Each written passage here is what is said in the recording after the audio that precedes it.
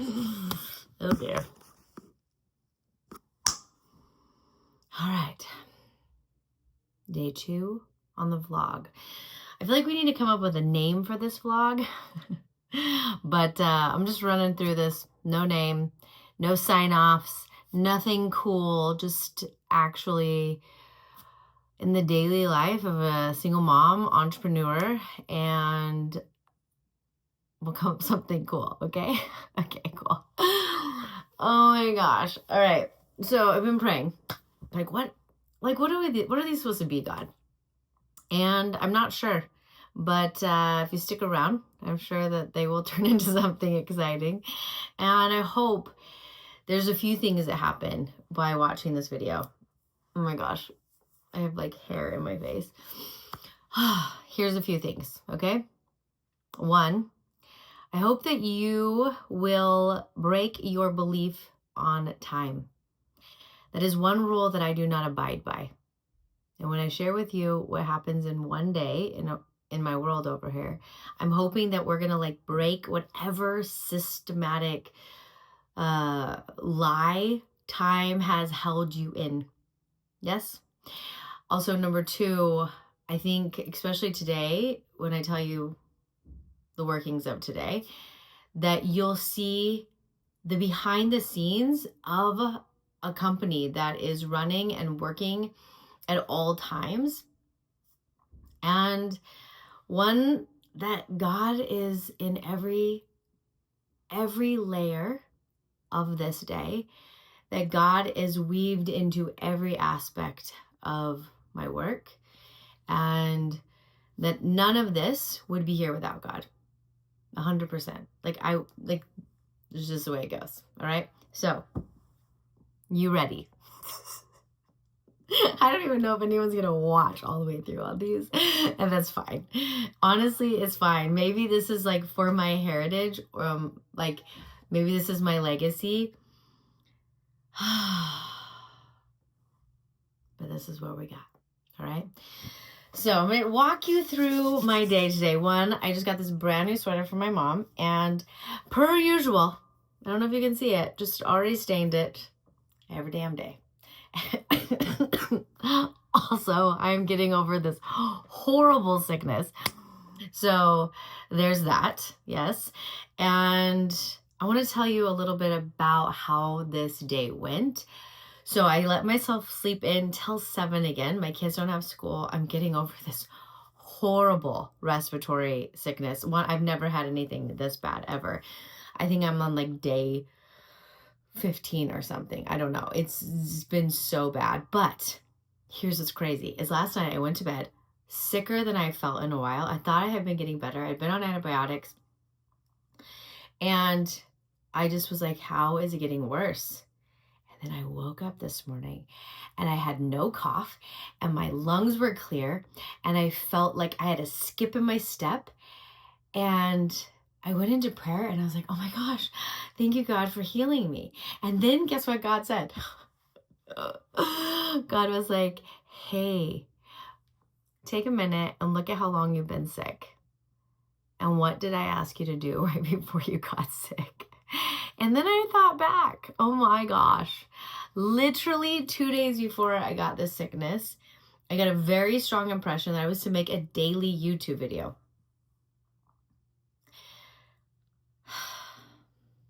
And for literally 2 weeks that I have been extremely sick, I have been consumed with this idea that I needed a daily YouTube video, but I was consumed with it and like, all right, how am I going to get a professional videographer here? Like, what are we going to do? We're going to shoot for like 8 hours to get like enough content to fill a month. Like I was doing it in this whole, like it had to be perfect. And as soon as I just launched this shit last night, I woke up and I felt better. And I just heard like so clearly, like, hey, Kira, remember, every time I am invited, every time I am asked to do something by God and I do not take action, what happens is like my body suffers. And I need to be clear on this distinction. It's not that God like gives me a consequence or that I am like in trouble for not listening. That's not what I'm saying. What happens is that when I am given a commission by God, when I am shown an inspiration by God and I do not take action, that is the inspiration gets stuck in my body and it creates havoc. Like the inspiration creates illness or disruption, or it messes with my finances. And I feel so deeply on this to be true that when I am given a clear commission from God, which to me is a vision and inspiration, something that I am really guided to do, and I don't do it, that beautiful energy that came in to shake things up, to move me forward, creates stagnation, and stagnation breeds illness. Stagnation breeds lack. And God does not give us visions to stagnate inside of us. God gives us visions to move us forward. So as soon as I took action last night on what God has been telling me for 2 weeks, I woke up feeling so much better. And so I walked downstairs after I do my prayers, my podcast. And if you have teenagers, then you can relate. It looked like a frat house had happened to my house. And I was like, okay, well, we're not going to stay here. Everyone's going to sleep in. It's holiday break. I'm out of here. So I went to my favorite juice place, got my juice. While I'm waiting for my juice, I'm editing videos for YouTube. Not YouTube, sorry. Editing videos for Instagram, because this is how I build my business. Like every little pocket I have serves a purpose. Yes. So I'm waiting for my juice and my acai bowl, editing things for Instagram, posting them on Instagram, head straight over to my Starbucks, which is like my second office. Everyone there knows me. I don't even drink coffee. I drink chai teas. And I let myself have 3 chais a week. So sometimes I get it and sometimes I have to just have regular tea, but it's fine. So today was just a regular tea kind of morning.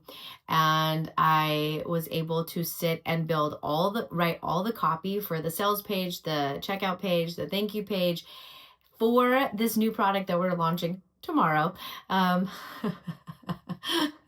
No big deal. Okay.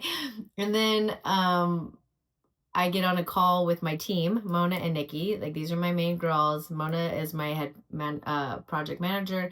Nikki is my executive assistant. And we got on and we just talked through the whole launch tomorrow. Like these are the things that have to be built out. Mona's taking over build out of the sales page. Nikki's building out Facebook banners. We're getting everything dialed in. Everyone's got their roles, right? So we're doing this for an hour. I hop in my car. I make it home, make some breakfast for Jojo. And then I go into my office to have a call with this man that I met in Austin 2 weeks ago. And I don't know if I can say people's names here. I guess I should ask people's permission. If he says yes, I'll talk about him later at a different time because I'm sure we're going to do great things. This is such an amazing man. And what's interesting, fascinating actually, is that he has this mission and purpose to unite America and Saudi Arabia. Like that's his drive, that's his purpose. And I have this deep love of Islam and Saudi Arabia. I have this whole story about it, and I'll give you a quick little, little cap of it, which is that I fell in love with this Muslim man in 2024. Was it 24? And he was my best friend. No romance, but I fell so madly in love with him.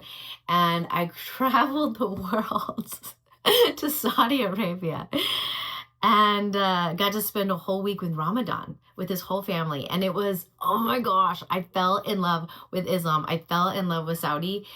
I fell in love with how they hold the sacred. I fell in love with all of the pieces of Islam, the 5 prayers a day, the holy water that we blessed our dreams into, the day of destiny.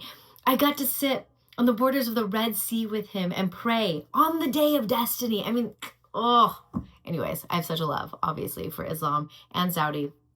And now I just meet this man who has this desire to connect America and Saudi. And I just know we're going to do great things. I know he's going to put on the huge events in Saudi. I'm going to speak on those stages.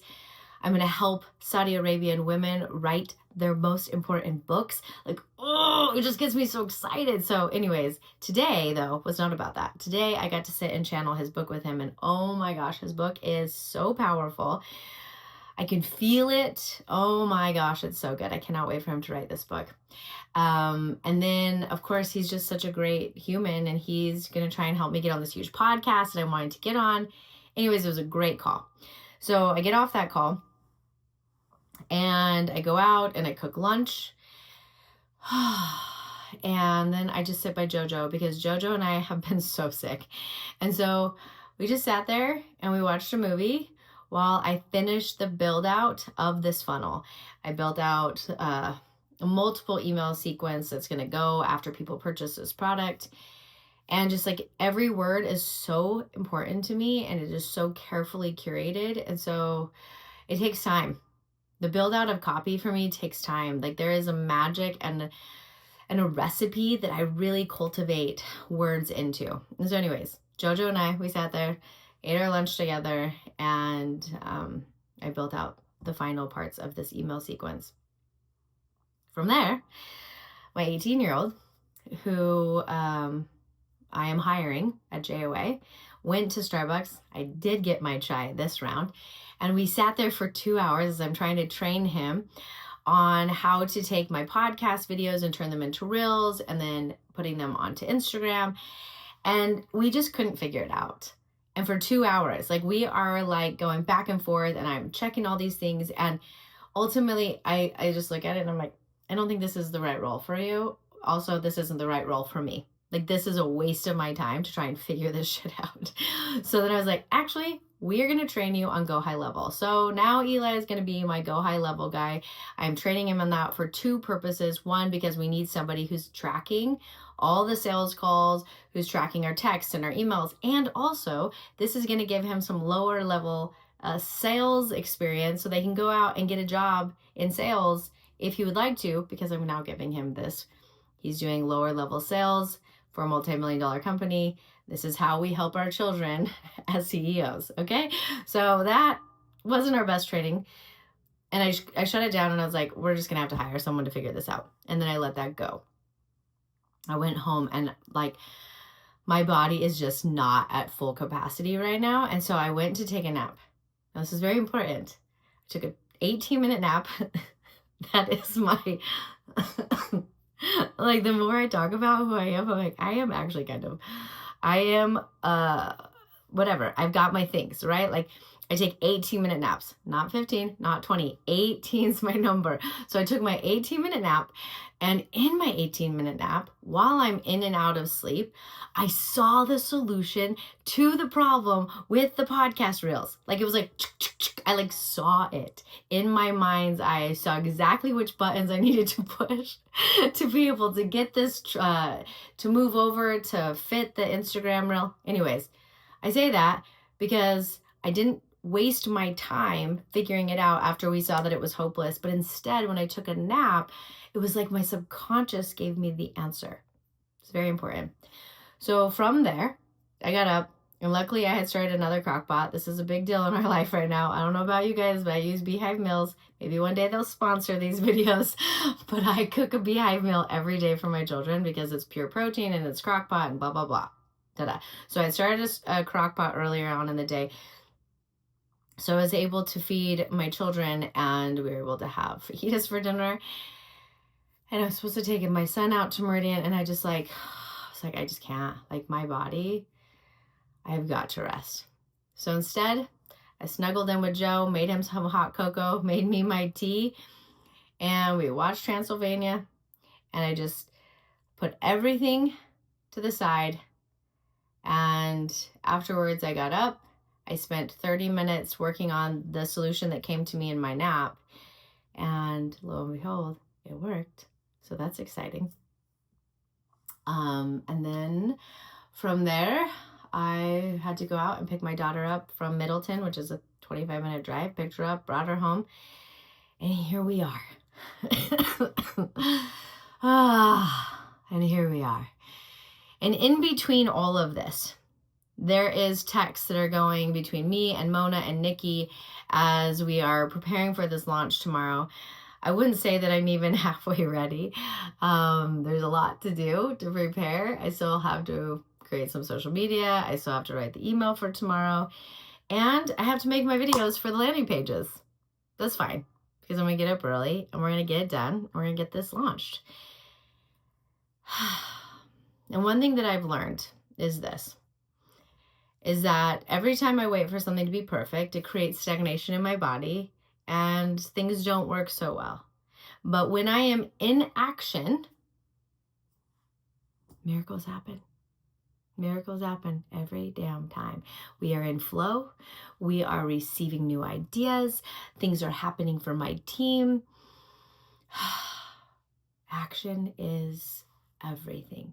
But I need to be very clear on this. Inspired action is what moves the needle. Inspired action is what's going to get you to where you want to go. Now, how do you have inspired action? Well, for me, it really goes to prayer over and over and over. And so there was a time, was it today? Yeah, it was today, during my team meeting with Mona and Nikki, where we were stuck on something. And I just said, let's just stop. Like, I just need to sit and pray. And then I need to hear what needs to happen. And so I just stopped. I prayed, and I listened, and then I saw, and then I shared, and then we just take action. And so for me, that is the rhythm of every part of running this company, but it's also the rhythm of my life. So when my son wanted to go to Meridian, all of a sudden my body was like, no.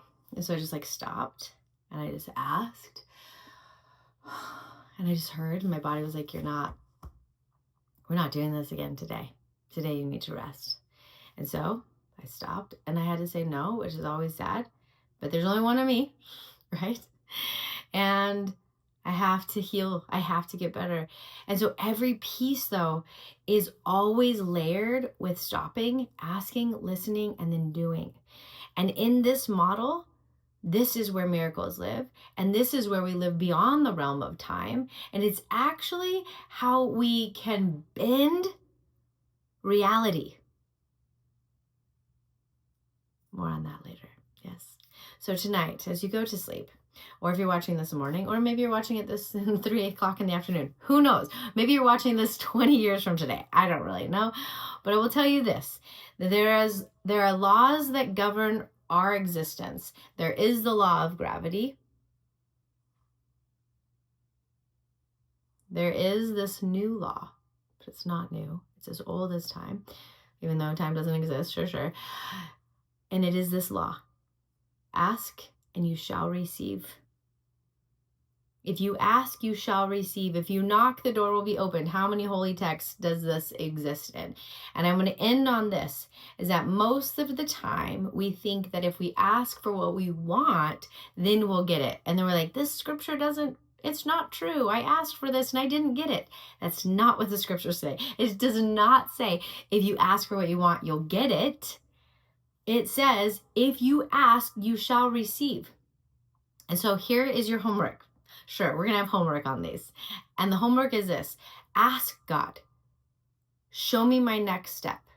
Ask God, what do I do with this problem? Ask God, what is the solution to this problem? And in that asking, you will receive.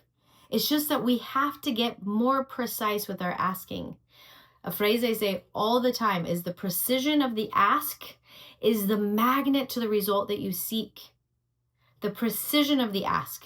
We have to get more precise with our asking and stop asking for what you want. Ask for clarity, ask for next steps. And as you hear it and do it, you will get what you want.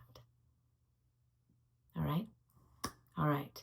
I do think I'm going to work on a sign off, but right now I don't have a sign off. So how about this? May you sleep well. May you remember who you've been called to become. May you live by the law of asking, listening, and doing. All right, I'll see you tomorrow night.